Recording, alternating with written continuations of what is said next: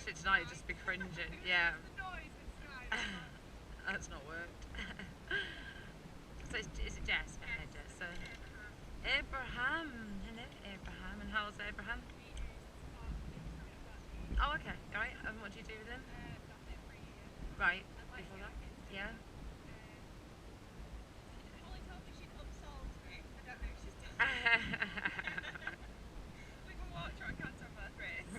No, she said you're amazing. So yeah.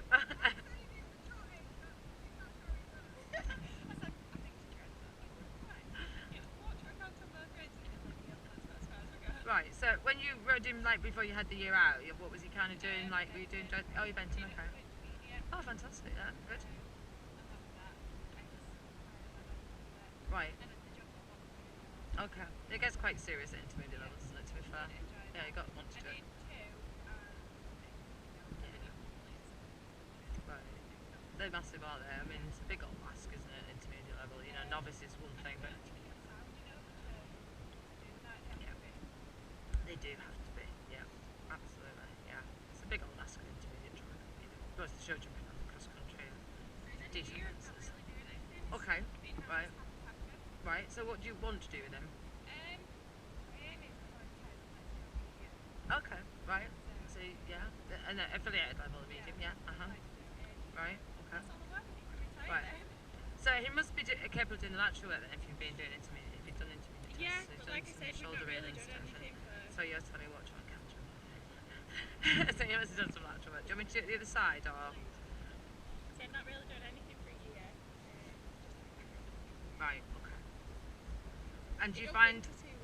Right. It doesn't do so well in the winter. And how's he bred? Right. And do you have any particular issues with him on the flat, you know, in terms of things that you particularly struggle with or that you want to work on? Okay, so I'll just have... Right, okay, I'll have a look at him and we'll see what we see and then discuss it and go from there. How does that sound? When I did do it, I always remember he struggled to... Okay. Yeah. You find a lot to do that, yeah. A lot. Okay. What do you think? Okay. Alright, okay. Right, so if you go to make the canter straight, he pops in a change rather than actually brings it through. Okay, right, well, let's have a look at it then. Right, okay, so he's warmed up then. Brilliant.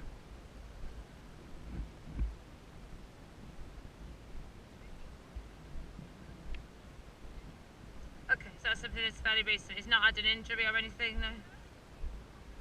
Right. Right. And do you have your saddle checked fairly regularly? Right, you got a Fairfax saddle on. Did you have that fitted to him? Right, okay.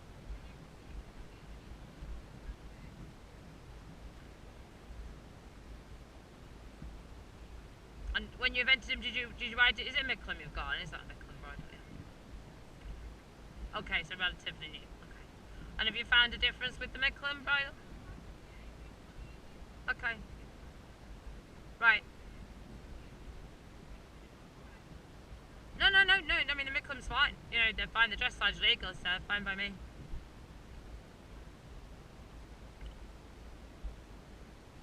So that's what you're seeing when you go to trial. There's a little bit of a hesitation and then the lift in the pace. Okay.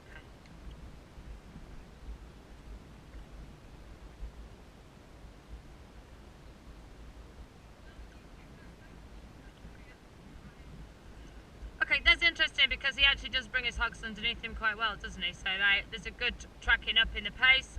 He swings quite nicely, so maybe it's just a matter of, you know, just getting after the hind legs a little bit more. I think it's always quite difficult when you're doing a test on grass as well, you know, because it does have a bearing. If the surface is nice, then they tend to work better anyway. And just ride a circle at that end, Jess. Just have a look at that and then change the rein. Maybe give him a canter left first and then we'll look at the right canter.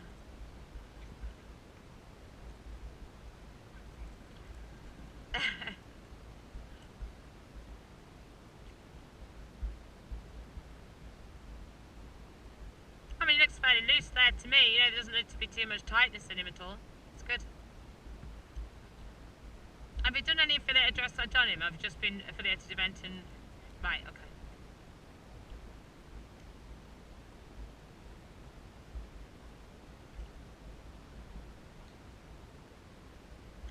Tell me what you feel differently right to left on him, because there's a definite difference right to left.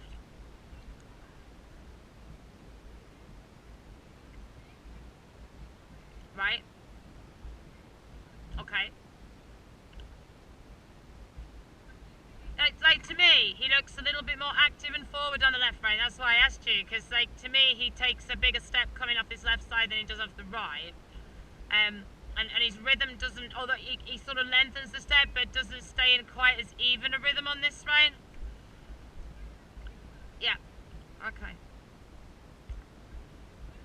Yeah, absolutely. When you're ready. Okay, so what I would say, just looking at him, is he doesn't look particularly lazy, but he does look a little bit like he sits behind your leg, and I think that's what's happening in the transitions. So, like for me, he doesn't come forward through the transition, he sort of hesitates and then goes in. So I wonder if that's kind of what you feel a little bit, you know, that he's not coming quite through enough, as it were, in the transition. Just change the way, let's look at the right.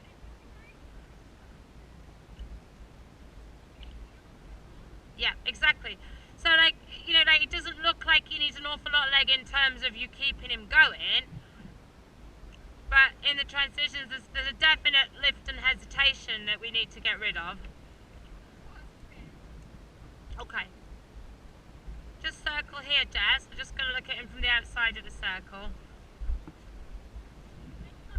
Yeah, just circle somewhere so I can just see him. It's okay. It's okay. I can see him from the back now. It's not massively quarters in there, Jess.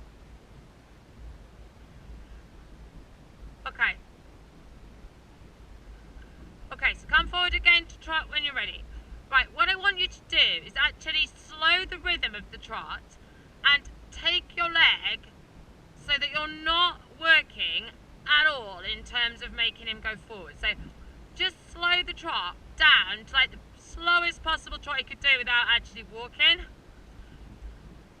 And just even steadier than that, Jess. That's good. That's good. So that to me is where his rhythm should be. Okay, so I think you're going a little too fast.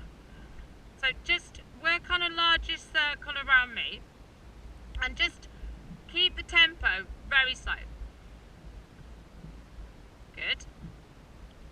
And within that, work to make his very, you know, he's very soft through the poll and the jaw there. At least he looks to be, but he definitely carries the poll a little on the low side. Okay. So what I want you to do, keeping the rhythm very slow, is just instead of like sort of just holding on to the rein, just give him like a little upward chip with your, like a half hold, but a high hand, and then release the rein forward to try and push his nose there. Good. So when he's there, release and be soft. That's better. And if he drops back down, remind him again and be like, don't get down there. And then give your hand forward. That's it, good. Praise him when he's good, so he knows what you're asking him to do is what he's doing. Very good. Now accelerate forward in the trot, but think of lengthening the step from the hind leg. More. Good. And then back. And just close your thighs, ease the leg pressure. Be ready to lift his poll if he drops. Good. And accelerate again. So yeah, he will try and canter. So just lengthen the stride around the circle. Go. So he needs to be more reactive there. So you're going to have to tell him a little bit that you want him to move on. That's better. And tell him again about the pole. Upward chip. Good. And then release and just ride more slowly again. Good. That's better pole height. Well done. And go again. Forward, accelerate. Oh, he's got to be quicker, Jess. Tap him. Come. Forward. That's it. Go on, keep after him. Make him work right through to the end of that stride. And he's offering the canter because it's easier to do that than it is to push in the trot. Go on, push him again. Really open the step. Come on, there's loads more in there. That's better. Right, now that's what we want. Good. And now bring him back by just sitting taller in your stomach. Good. Praise him. Good boy. Don't let him drop down.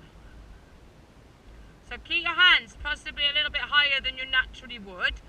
Possibly make the reins a little bit shorter, but don't have any more weight bearing in them at all. That's good. Accelerate. He's got to be quicker there, Jess. It takes too long for you to, when you accelerate, it takes 5 strides before he achieves. That's good. Decelerate. Remind him about his pole. Good. Accelerate. Yeah, so this is where we've got the issue a little bit. When you put him under a little bit of pressure, he offers you the canter rather than staying in a bigger trot. Accelerate. Good. Very nice. Tell him about the pole. Up. Good. Well done. Now return to the steadier rhythm. Go large off the circle.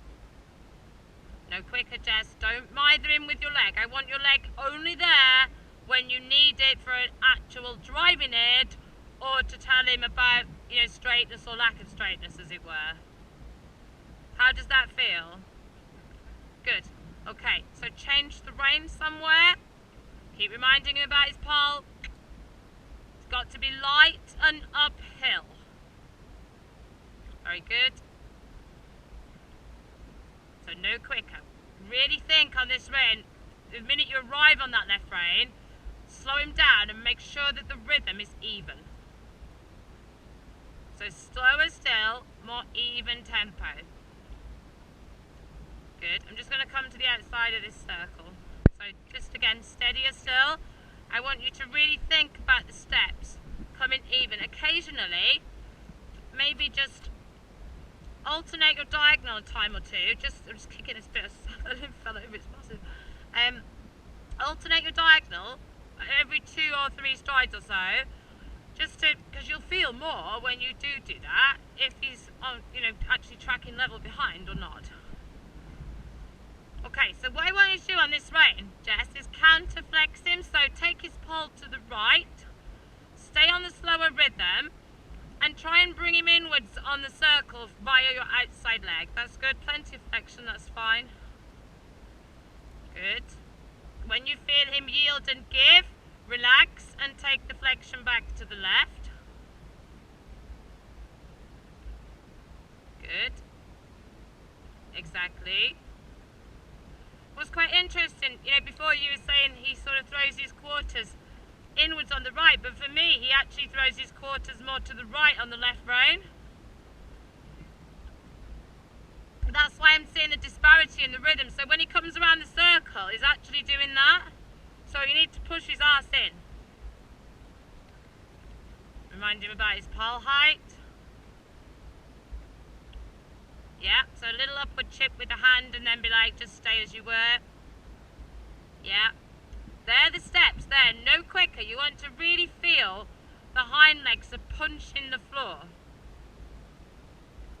So don't let him break rhythm. If he does, flex him to the right and push him inwards again. Maybe soften the use of your left leg. That's good. Maintain. Good. Yeah, he will try and hop up into canter. Keep pushing the right hand across to the middle of the circle. Tell him about his pole.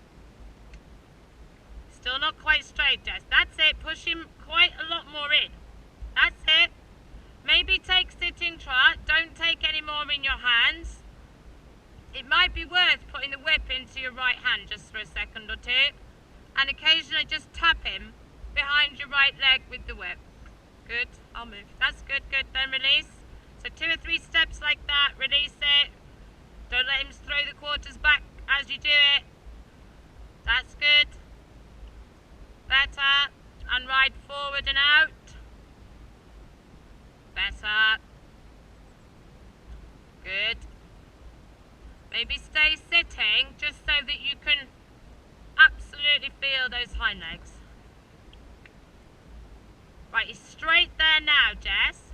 So without doing too much more, think of the pole height and then begin what we did on the other rein, where you accelerate and decelerate. Was that the whip he was reacting to? Okay. Okay. Accelerate and decelerate like you did on the other rein, but keep the straightness. That's key and more important than whether you accelerate or decelerate successfully. He'll find it harder this way. He will find it harder this way because he likes to carry his weight on his left shoulder and out through his right hip. So when you ask him, he'll be like, just want to go back to how I was, thank you. Good. Bit more. Good. And then return. Now that's level there. So that's the rhythm, the step that he needs. Good. And when you come back to your steadier trot, play around a little bit with putting the quarters a little more inward. Good. And then accelerate and straighten him. That was better. Good boy. Much better. Okay, take him up to canter on this left rein, but accelerate in the trot and then ask him for canter. Don't let him mince about with this transition. Forward, forward, forward, forward, forward, canter. Like that. Go on, canter now. Make it happen. Good. So you don't want him to drop behind you. That's good. That's straight now, Jess. Well done. Just move the canter on. You know,